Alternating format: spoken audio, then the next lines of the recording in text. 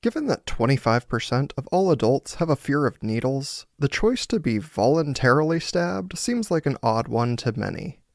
And while tattoos have become popular in the past decade, acupuncture has existed as a documented medical treatment for over 2,000 years, with other evidence pointing to its first use over 8,000 years ago. Welcome to the Just Dumb Enough podcast, a show that acknowledges no one is always an expert by dispelling misconceptions with real experts. I'm your host as always, Colton Petrie. My guest today is Tsao-Lin Moy. With experience in massage, acupuncture, herbal medicine, and traditional Chinese medicine, Tsao-Lin Moy gives us an expert breakdown behind both the spiritual aspects as well as the hard science of these mystified practices. I'll tell you now, it's not as many needles as you're thinking. Let's get stabbed to feel better.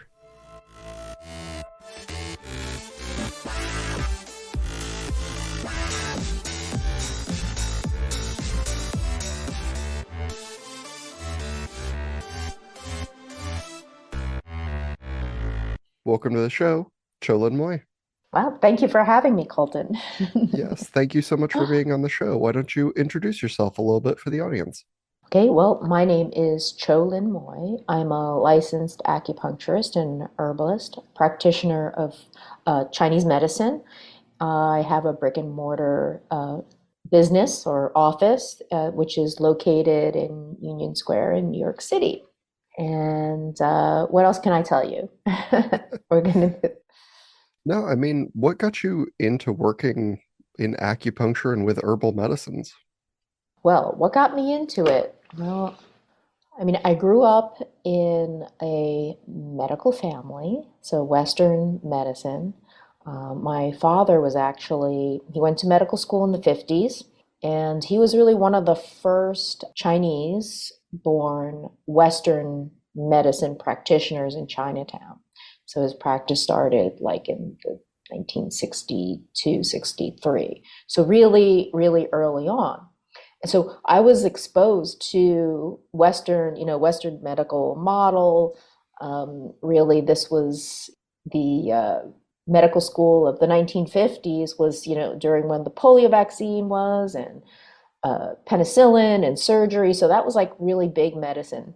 And my father, I think he always wanted us to go into medicine, but I was never interested in that Western model. I mean, it was interesting and exciting what I would say. And so, of course, I went into something like business, I was in the fashion industry and I worked in the tax-free market. And then I found that was just kind of not really satisfying. You make some money, but then there's a point where you realize that you're like a hamster on a wheel and part of a system.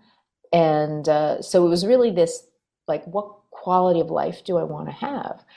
And, really to how am I going to contribute in a way that's meaningful for me and meaningful for the public? Or what am I going to do? Like, and so I always loved massage therapy. I loved like health and about the body. So what I did is I went to school at night, and became a massage therapist. But while I was in school, there are modules where you learn about Eastern foundations, about these principles that are within Chinese medicine, which are the idea of yin and yang and balance, and the concept of qi and energy, and then the branches of Chinese medicine, like having mindfulness, acupuncture, massage, herbal medicine, food, exercise, cosmology, like astrology, which is more the esoteric, and also feng shui. So really, it was about cultivating health. And this was very interesting for me.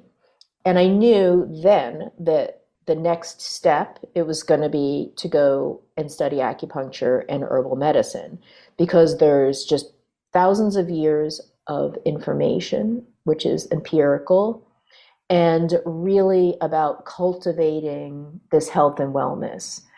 So as part of the, I would say like the movement in the 70s and the 80s, or all of this human potential movement, which was about like, oh, how can I be more? It didn't really address in a way like cultivating your whole life. It was much more this idea of things like est or the forum or landmark, about getting like speaking your voice and being successful and all of these different things, but there would be like, oh, a personal part of your life and then a professional part. And the ancient principles are really like, you are looking at what's going on from the inside in relationship really to the universe. So this is also something that is a lifelong study. And as you get older, you get wiser. The more people you see, the better you are at helping people. So that was kind of like a long answer, but that's what got me into it. So. No, I mean, it's very interesting because when I think about, I have no experience with acupuncture. I've never done it, but I wouldn't like link in my mind acupuncture and massage therapy. And I don't know why that is because they're both very like physical works on the body, right? Mm-hmm. Mm-hmm. Yeah, they are. I mean, well, there are many different styles of body work, of massage, right? And so they do work by stimulating your nervous system. So your skin surface is like the largest part of your nervous system, right? It's a receives information and sends it back to the brain. Um, but there is a part where, so like between the Western way of thinking and Eastern way of thinking, we have this idea of what is the mind, and we always talk about mind body is this aspect, but really our body is our mind, right? The brain is like a receiving station, right? That receives the messages at like Grand Central Station or Union Station. But how we experience is through this kind of like our nervous system, and environmentally, we're constantly getting information feedback. And so massage is a great way to actually kind of like feel yourself, be able to, experience yourself. So when you're receiving a massage, you're actually kind of like, it's like it's touching your brain, like a part of your nervous system. And then you're like, oh yeah, that feels good. Or, oh, I have tension somewhere. Also helps to move blood with circulation, stimulates your rest and digest so your body can reset and heal. And always looking to bring yourself back into balance. And the body is always looking to go into balance, right? It's always adjusting to what our experience is usually an adjustment to, let's say, our environment or something happening, right? Yeah. We're always adjusting. Yeah, it seems like we are almost, too busy all the time moving around. We never really give ourselves that time to like feel our bodies out. And so this is kind of the opportunity to be like, oh, hey, remember all these parts of you that maybe you've been neglecting. And now you need that chance to, like you said, rest and digest, to really relax, to, embrace your inside and not so much just the fast-paced things happening around you. But, what is acupuncture like at its most basic level? What are we looking at when we say I signed up to go receive my first acupuncture treatment? Mm-hmm. Well, what is it that you're okay? What is it you're looking to achieve? Like your intention, if you just want to have like see what it would be like for Yeah, I you. guess, I don't know like what the typical use is. So if I just, I guess, wandered in because I'm like, hey, this sounds like a fun way to spend my afternoon, what am I doing? Put some needles in. Okay, so let's say you're for instance, like hypothetically, or actually, what I probably stress is a big issue for everyone, even if they say I don't feel it Oftentimes they're intellectualizing that they don't feel stressed, but their body is telling a different story, right? Like their shoulders are tight, or their digestion is upset, or they're not sleeping, right? And so we know that there's something that is out of balance in their system. So you would go to a practitioner, you fill out an intake form, like a really thorough intake form that, at least in my practice, and looks at your whole health history, and also some of your family history too. So the idea is like, what are you, constitutionally, what's happening? Like you have a constitution. So this idea you're born with like a kind of a blueprint, which is your genetics. Then you also have an environment that you've been living in, like what you eat and your other experiences, that then also kind of like form maybe your responses, right? Your predisposition, right? Predisposition. And so looking at that, as you come in, you will be presenting with a pattern, let's say. So someone else who has stress, their pattern might be different. They may hold their stress in their stomach. They get stomach aches or have constipation, or they break out in skin rashes, right? Or have tension headaches. But it's still stress. So they manifest it differently. And the strategy would be to help you get to a place of balance, we call balance, and then your body is able to heal itself. So if somebody is having a symptoms for a long time, then we're looking at, or it hasn't resolved after a period of time, then we're really looking like, okay, something is not happening in their body for their natural or their internal healing to take place. And so receiving acupuncture, the strategy would be, okay, this person is like experiencing an imbalance, we call imbalance, and what can I do is with the points that are on meridians, so these are acupuncture points, that this is going to help their body go into that state of relaxation. I mean, that would be kind of like a Western perspective. And the Eastern perspective is really like it's going to move the chi and blood and balance the person, right? Their energy and their emotions. So it's kind of like all within the same thing. What happens scientifically and chemically is that there are neuropeptides that are released, it's like they get released when you receive acupuncture. And we're looking at real acupuncture, not just like sticking a needle anywhere. So they've done brain scans with that. And those neuropeptides also release like an anti-inflammatory process, which means your immune system is also boosted. And at the same time, we're looking at that the nervous system is able to go into that rest and digest, and there's that feeling of well-being. Also, release of endorphins, right, which are those feel-good chemicals. And often, when someone has inflammation, what I would say is they tend to be irritable, you know. And so that would be the experiences. You might also feel like really sleepy when you get acupuncture. And that's a sign like you kind of like, woof, your body went into that state. And then after, you usually have a really good sleep. You might notice that you urinate a little more.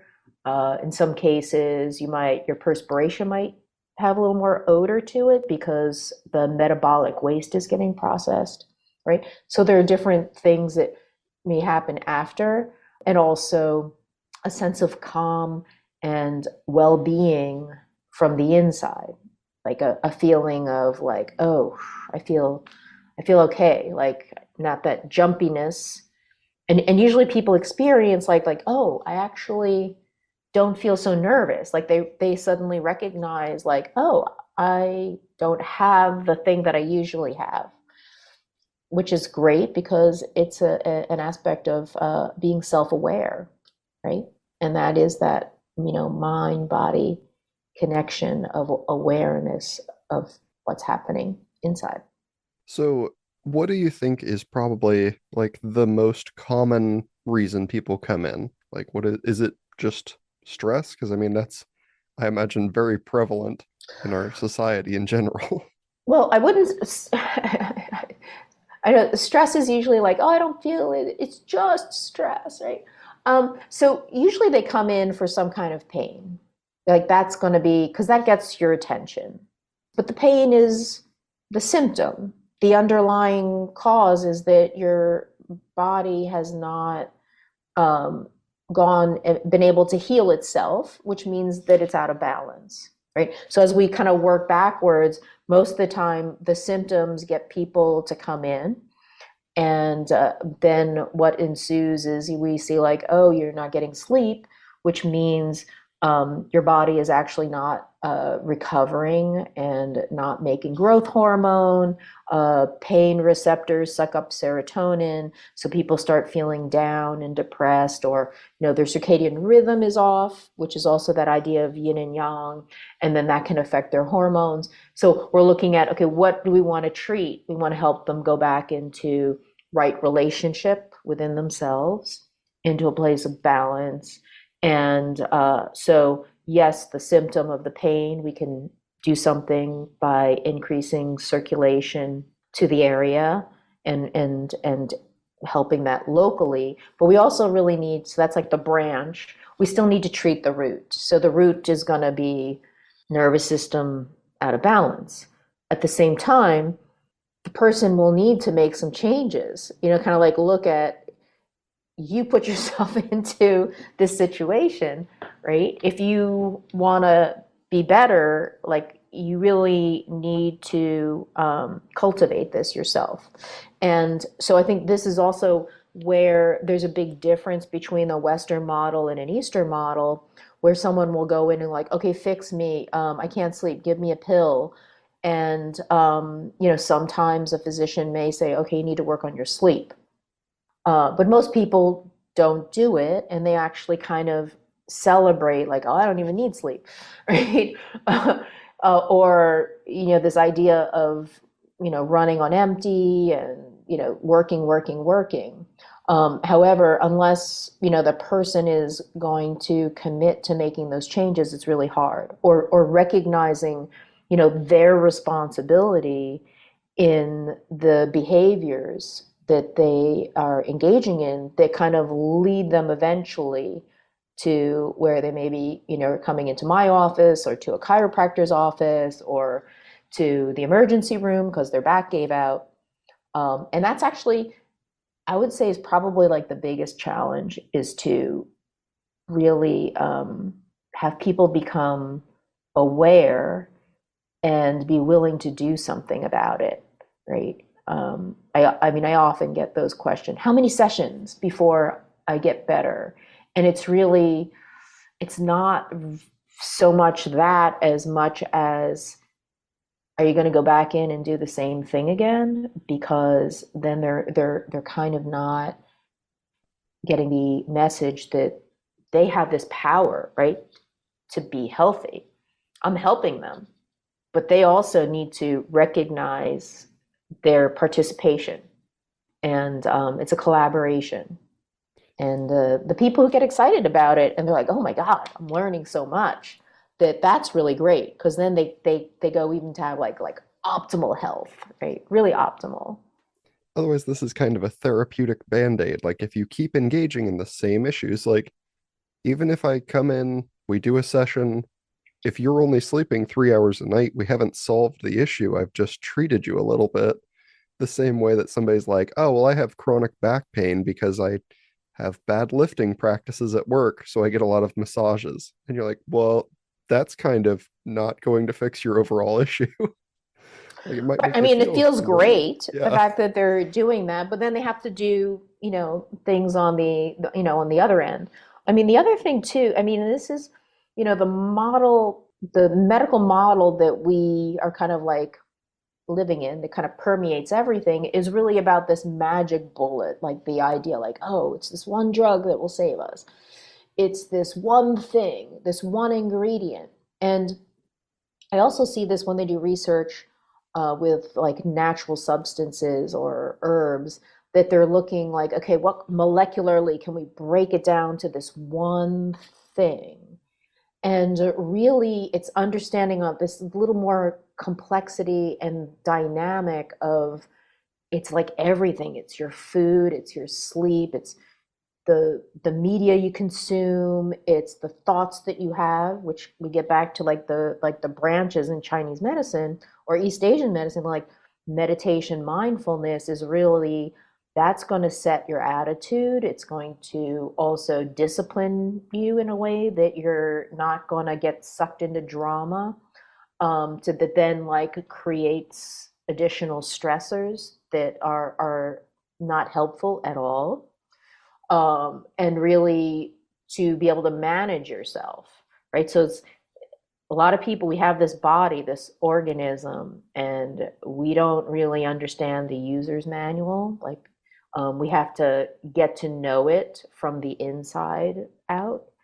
And the the idea that somebody's gonna fix me versus understanding that you have it, like it's going to be generated from the inside of you, and have the I guess self knowledge, like really to develop yourself and then understand like when you take something in, uh, really like using it consciously. So for instance, like the idea of like making your own food, like preparing your own food, there are this, the idea of your 10 fingers of virtue, right? When you make your own food, energetically, you are giving something to yourself, right? You're taking the care and the time to do this for you, to choose the nutrition and then bring that in because it's going to make you feel good. It's going to give you energy and it's going to help your body to be very healthy, right? And this is like really missing. Like when people cook for themselves, they're like, "Oh, I cooked something," but the idea of like the practice, like living is a practice, right? It is a practice, and having that consciousness around what we do is a big part of it.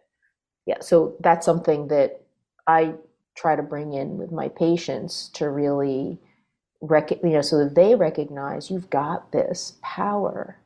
We all have this power, and understanding yourself, right, in that way. So, especially when new people are coming into you, you've got to introduce all these ideas to them. I have to imagine, just because of pop culture in some way, you also kind of have to get them over a fear of 1,000 needles, because I think that's the only, like, image that I've really seen of acupuncture is in, like, a comedic moment in a movie where they are comically long needles just like hanging off of people. And even I can recognize, like, all right, that's probably not it, but it makes for a very, funny image until Yeah, I people are mean, like, hey, I got yeah. to come in and actually get acupuncture done. Yeah, well, most of the, I mean, we have to look at, where it's coming from in the culture, how things are being portrayed as like foreign and weird and um but what I actually really like notice, it's funny because like even though I don't watch TikTok, right? But you start to see like all of a sudden, all of these videos like, oh, cupping and gua sha and, all of these things of like, oh, I'm cooking these really healthy meals. And you're like, okay, you're using a wok, you're getting the tofu, you're sauteing, you're doing like basically you're cooking an Asian style recipe, and then we're looking at all of the breath work that's out there, which really comes from the East, right? These ideas of different breathing techniques and yoga and all.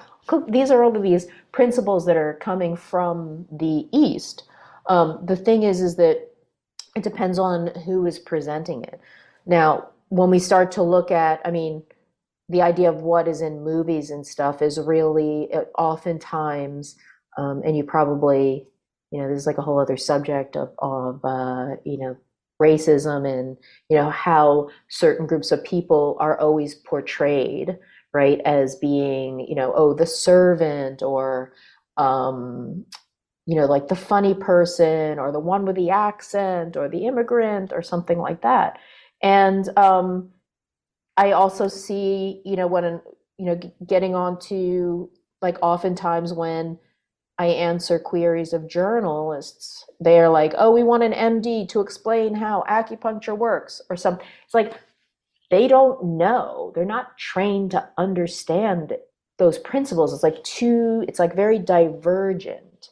I mean, where they may meet is where, some of the things that they go like, oh, we notice our patients get better, but we don't understand how it works. So we can't endorse it. It's this idea like I need to understand how something works from the lens that I only look at things from one perspective. And if only part of it like kind of comes into view, then I can't endorse it because I don't look at the whole thing.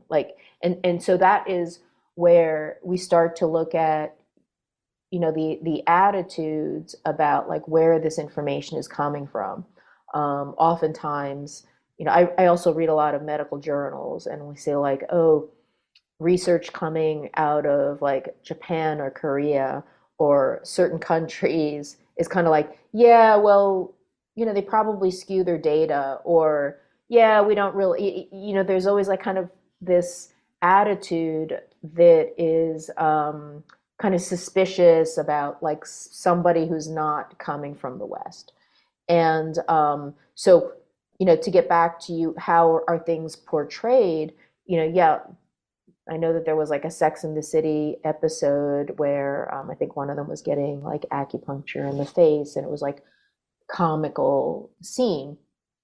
So they, or oftentimes there's always a scene with a pregnant lady and she's about to give birth, and then she's yelling and screaming, and there's a chaotic moment. We also kind of look at it like that's kind of like the same idea of like what do people know about women, giving birth. So the biggest thing I would say is people are afraid of needles, right? And the reason they're afraid of needles is because they got stabbed when they were 2 or 3 in a doctor's office with a needle, which is huge, and the intermuscular, so they got stabbed with it. For me, I love to treat somebody when it's their first time because I have this opportunity to, one, they're going to feel better, and two, they get over their fear of needles. So and I know when that person is on my table and they're like, oh, I'm afraid of needles, that there's that 3 or 4 year old that's there with me. And so I'm able to, talk them through it and just say, okay, you're going to feel a little pinch. And then they're like, okay. And then they're like, oh, wait, that's it? And I'm like, that's it. It'll feel like a little pinch. That's it. And so that also shifts for them whatever they thought something was, right? It enables them to suddenly their belief gets shifted, right? So if they, but the fact that they're coming in and that they're willing to try something, I would say, even if they have doubt, I know someone who comes to see me that there's got to be at least a little sliver of belief. Otherwise, they wouldn't be here. Yeah, you're willing to face something that you think is scary or Mhm. dangerous or the unknown just because you're like, I know I need help. And so like that's a big step. And I think that is very interesting to think that like, at the same time there's an adult on your table, there's also like, their child brain kicking in that's like, oh no, needles, here we go again. Yeah, yeah. So there's that thing back and forth, like, well, it's a needle, but I don't know. Or there's a little bit of that. There's a little bit of that, but then once they have the experience, then that like everything goes, shh, stops. Yeah. So, I mean, I know it's, there's a lot of different treatments that we've talked about, what's going on here. How many needles do you typically use in a session? That's really is going to depend. I would say, okay, so let me just think for a second. Probably the least number that I really used is has been probably like 4 on somebody. It was really like a very like let's dip your toe into it, something really very I don't even say basic. It really like depended. So I'd say somewhere around at least 20 would Okay. be, yeah, about 20. I would say I can do a lot with, 20 points. And really the idea is more needles does not mean better, right? The Imagine that, how do I explain to someone when they ask me like what are meridians? What are acupuncture points? That I will say, okay, before you were born, when you're developing, this is the embryonic stage. There's something that takes those cells and says to divide, and that's going to say, this is the front, this is the back, this is the upper, this is the lower, these are the sides, these are going to become the arms, this is going to become the head, right? Because as we know now that all those little cells are kind of undifferentiated, so there's something that says this is the way we're going. And those are known as biomaps. I call them biomaps, which are your meridians. So that's before you're born, right? That tells your organs to develop, the cells to divide, part of the morphogenetic field. And then once you're born, right? So it gives you, everything's moving. Once you're born, you're breathing, you're getting your sustenance from food and digesting. So then postnatal, this stuff kicks in.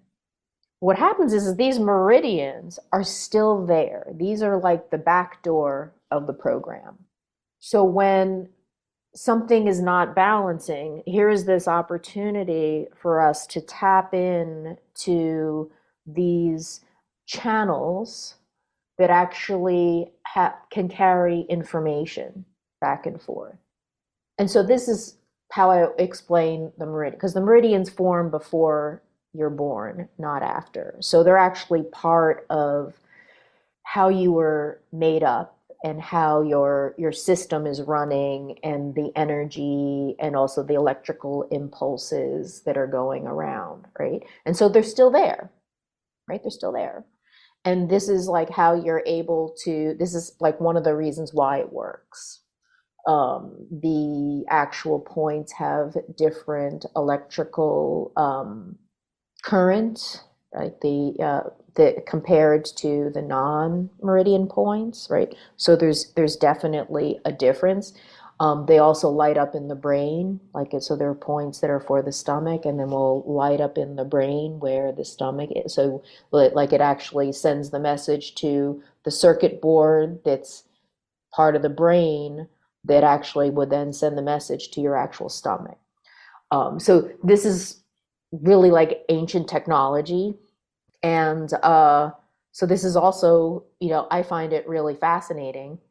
And, I think that the ancient world had some really, really high levels of technology where at some point, I know we lost it, or it was like we forgot that it was there, except for we have all of these like thousands of years of documentation that's still intact. So it just is in a kind of a poetic language or in a philosophical construct, which is not medical.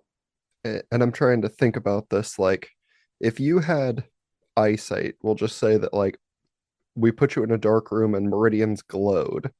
Would you would it kind of be like straight lines down your, your body, your limbs? Would we look kind of almost stick figure-ish if you only saw our meridians?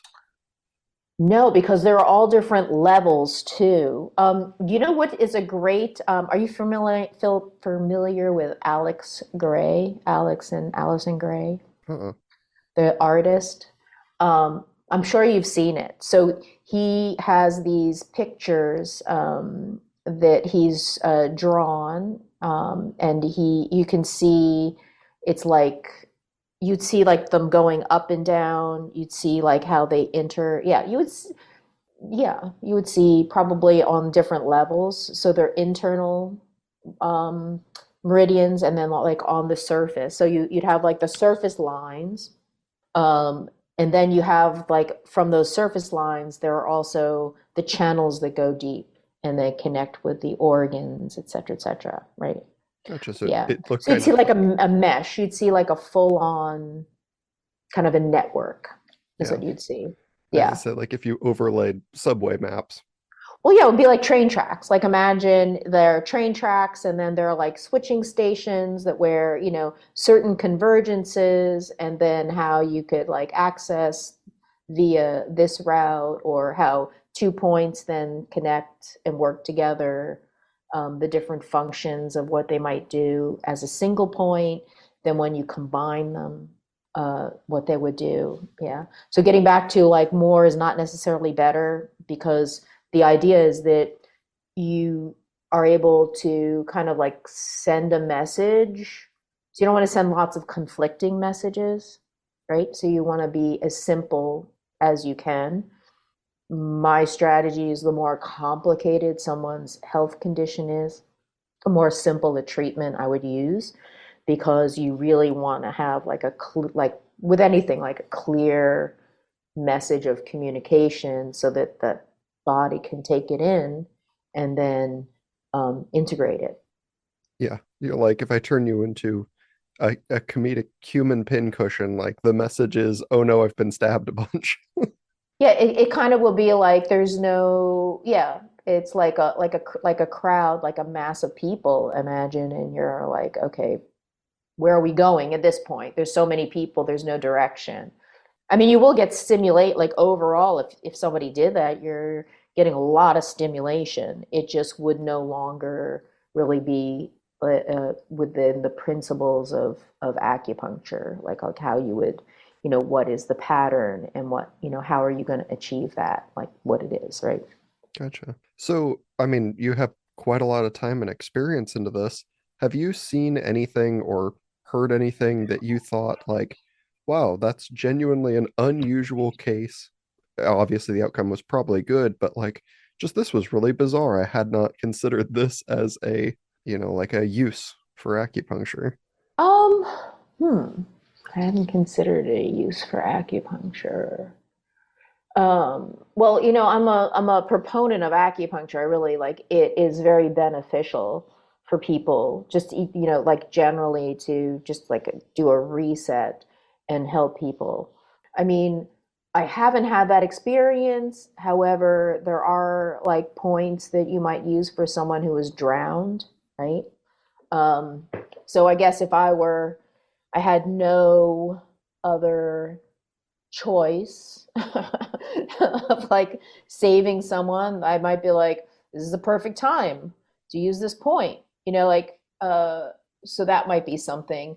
But here's the thing that because I live in a city and I also in where I am, I'm not considered a primary, like that, and most people that come to see me, they've already kind of been to doctors and trying to figure out what's going on with them.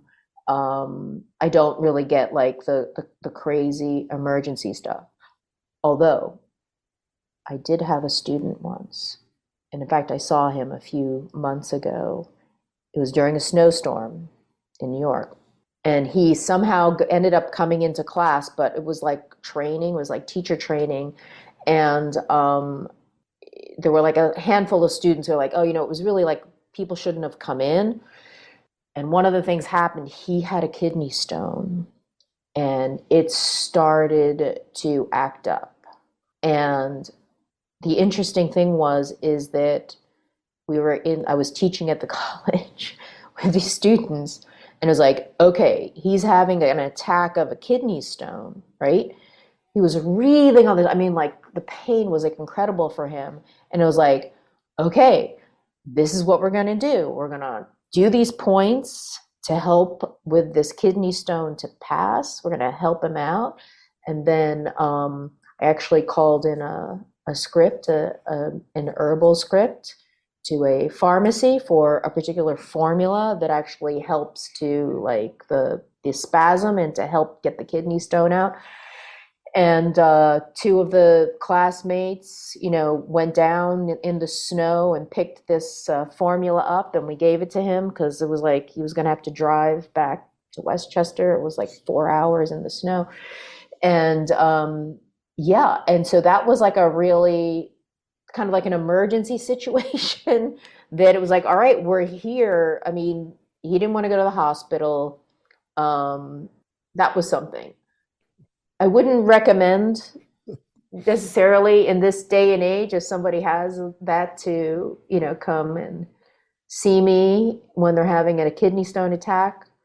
I mean, I did experience someone who was coming to see me, and I used to use this as an example, always had neck pain and had come to see me because they had this shoulder pain, this right shoulder pain. And they would come and see me when they're like, always like when they were stressed out and they needed, like, I needed treatment. And it was really weird because I'm like, it's so strange. Usually you don't have shoulder pain. That's not your pattern. And so I saw him on a Friday, and then I was going to see him again on a Monday. And he felt better, but then when he came in Monday, he was like, "Oh man, I couldn't sleep. I had to sit up sleeping. I couldn't lie down. My shoulder was killing me." And I was like, "Really? That's weird." Um, so he comes in and he lies down, and he's like, oh my God, my shoulder, it's spasming." And I go, "All right, like just turn on your side." He's like, "Oh, so painful, my shoulder, my shoulder." And I'm feeling the shoulder, and there's no spasming happen in the muscle. And then all of a sudden I go, "You gotta sit up. Sit up." I was like, "It's your gallbladder. You're having referral pain. You're like having gallstone, like is like spasming, and that's a referral pain to the shoulder in the right." Because that, then I was like, oh my God, when he lies down, the pressure of the, whatever on his liver and gallbladder, just like the, actual like moving this way is doing something. He had to sit up, so like if there wasn't this pressure going on. Oh my God. It was like, it's a gallbladder attack. Like, you got to go to the hospital immediately, immediately. But what does he say to me? It's not convenient for me to go. So I'm like, let's call your doctor. Let's call your wife. Like you, like, I'm writing it down. Go to the hospital, suspected gallbladder, gallstone. Yeah. So in that case, that was something like, I guess if I was, in the middle of nowhere, I might try and do something. We've got modern medicine for emergencies, which is great for that, right? It's really great. And incidentally, the kidney stone did pass. Nice. So, we've talked a lot about like, when you're using acupuncture, you also need to be helping yourself in other situations. You're like, maybe using breath work or in meditation and making sure you're sleeping enough and making sure you're eating right. Like all of these things to kind of compound on, very long-term knowledge that we have developed over centuries and millennia. Do you also usually practice acupuncture in tandem with like traditional Chinese herbal medicine? Yes. Really, well, first of all, before I would offer herbs to somebody, if they're taking other medications, it gets very complicated. So more is less. I mean, or less is more, I would say. Um, they've got to work on their diet, like those things. And if I'm going to recommend using a formula, then we got to really closely monitor, because it's not like take the formula and you're fine. It's really like, okay, we need to follow, as you're getting better, or what's happening in your body, how this is interacting with your system. Is this the right formula? And you don't take it for a really long time. We'd have to see like, how's your progress. I'd also look at their constitution. So if somebody is like really weak constitution and all of it, then the treatment again would be we need to work on their constitution so their body will heal versus I'm going to give you a pill for your gallbladder, right?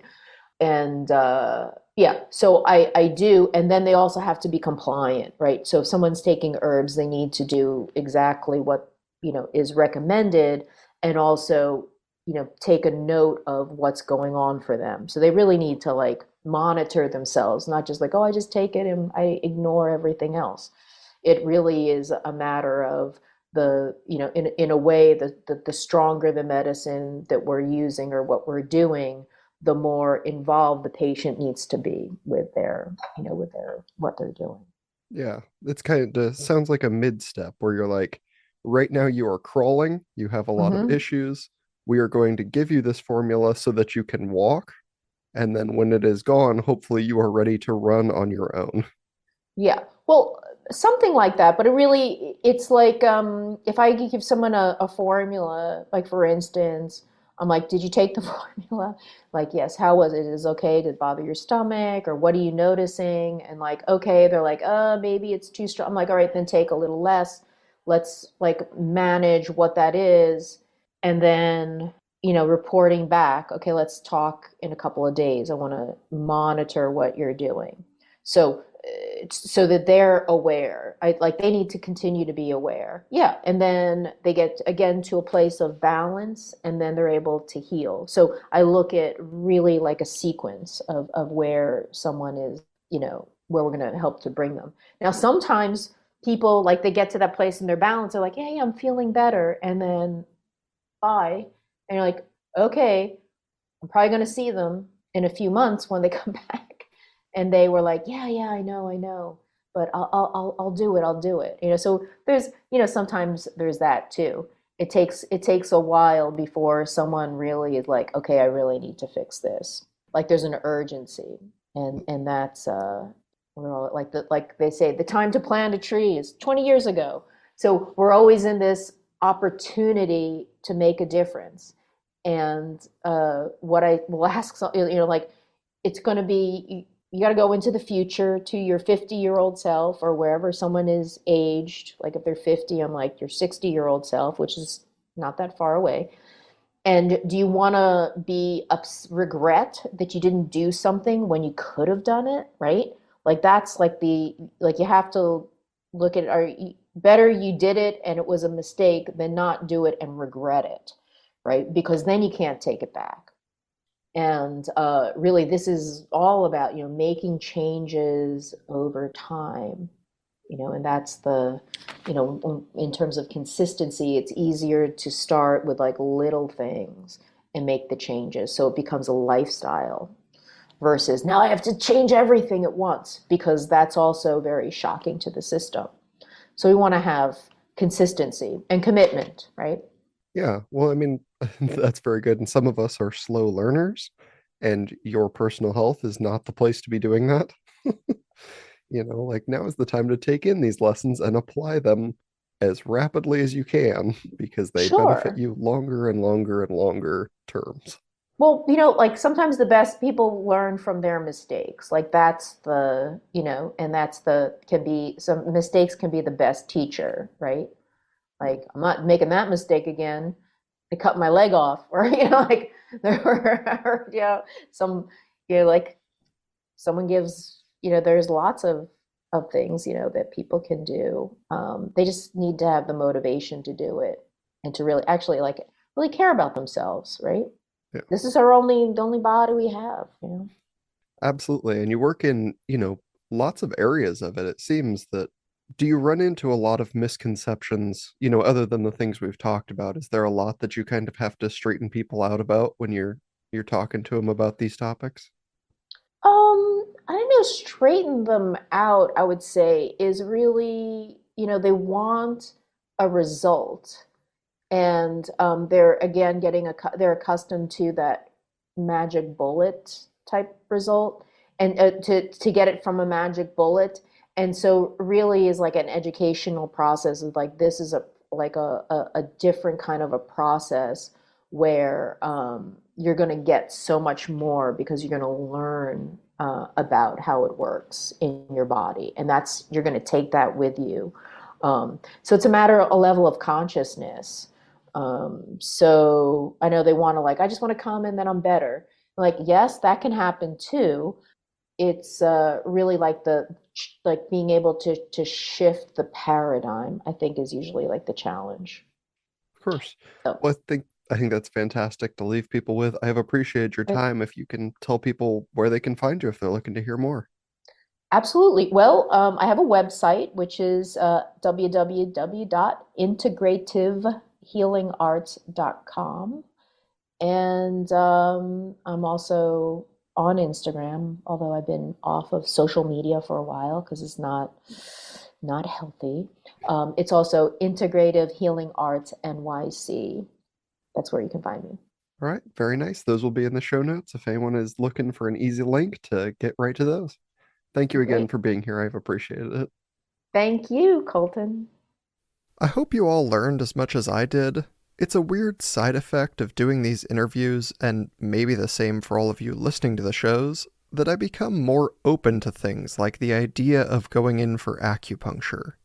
It's almost ironic that I've never considered it, given the fact that I have paid several people to stab my body thousands of times to get tattoos. So maybe I'll find a place nearby that'll only stab me 20 times, and I'll report back on the experience. We're almost halfway through November, and here are the updated rankings. Number 1, the United States, led by Iowa, Nebraska, and Oregon. I'm not sure why the sudden spike in the Midwest states, but that is super cool. Number 2, Australia, with New South Wales dominating all others combined. Number 3, the United Kingdom, with England still out front. Number 4, Canada, with British Columbia and Ontario tied. And number 5, Germany, battling head-to-head with New Zealand and led by Bayern? Bayern. Somebody tell me if I'm pronouncing that right. That's it for this week. Have a great week, a great weekend, and I'll see you all back here for the next episode next Monday. Until that next episode, please do all the things that help the show grow, like rating, reviewing, liking, and subscribing. Reach out to dumbenougghpodcast@gmail.com or on any social media if you want to reach me personally. Most importantly, stay dumb.